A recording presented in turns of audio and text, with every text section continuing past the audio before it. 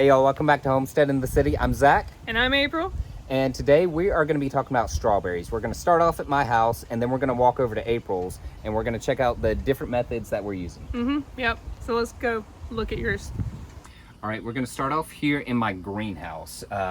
Right here, I've got some green stalk pieces. I actually don't have my green stalk all in one tower right now, but I have tried just having strawberries grow in here. And one of the things that I like about the greenhouse is that I have this barrel of compost tea right here and tons of coffee mugs so that I can easily just water my strawberries with nutritious water.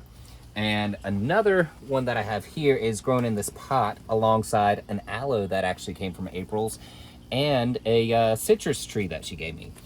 And this one is putting off what's called a runner on a strawberry. And that's when they send out this vine with a new little plant on it that wants to grow out and become a new one. And so what I'm gonna do is just put this little pot of soil beside it and kind of put that down in there. And then some new roots will form on this guy. And eventually I'll just be able to cut this and then I'll have 2 potted strawberries, which if we walk out by the fountain, you can see where I've done that with this guy already. And so he just sits right here by my fountain pond and so gets a little bit of that water splashed on him and he's doing well.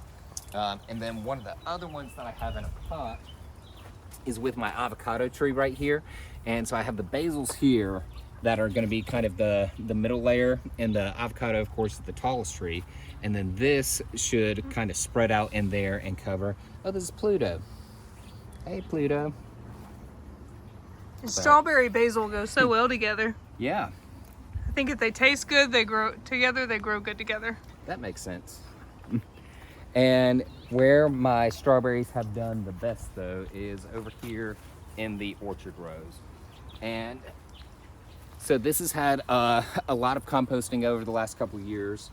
And one of the things that we did not do is prune the strawberry plants this year. When they are putting off these runners, like we saw in the greenhouse, to spread out, they're putting more energy into that and not into fruit production. So if I wanted fruit production, I would have to prune these off so that it would focus its energy on that. But I'm not looking for fruit production quite yet. I believe it was last year or 2 years ago, I bought a ton of strawberry plants and I put them all over. And this is where they've done the best, but I did that so I could see where they were going to do the best and to build out the stock of the strongest genetics that I got. So as the runners are spreading out and making new plants, I've been thinning it out too and put more in the other orchard rows.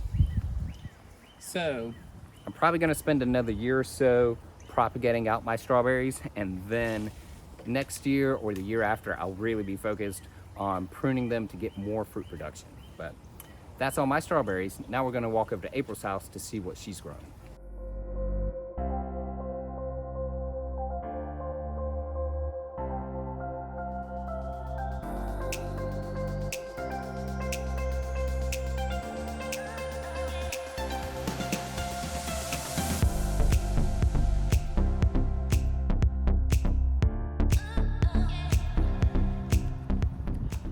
Okay, so my strategy is not nearly as involved as Zach's. Pretty much my strawberry patch is here, across this way. And my strategy is keep adding plants. And so eventually I think this stuff in this bed will get cleared out because it's just some random potatoes, a random kale, and some weeds.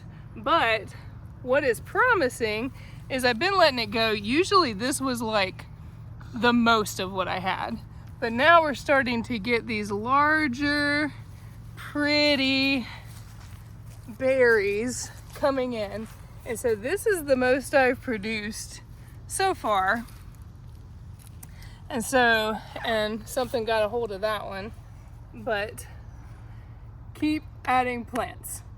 And then and I have let some runners come off, produce a few more, but like right now, as you can tell, that's not an issue. We're in full berry production right now. And so whenever the season passes, at the end of May. I'll go back and check it, see what needs to be cleared out, and then the plan is next winter, early spring, get some more and we'll add them in, and who knows, this whole row might end up being strawberries.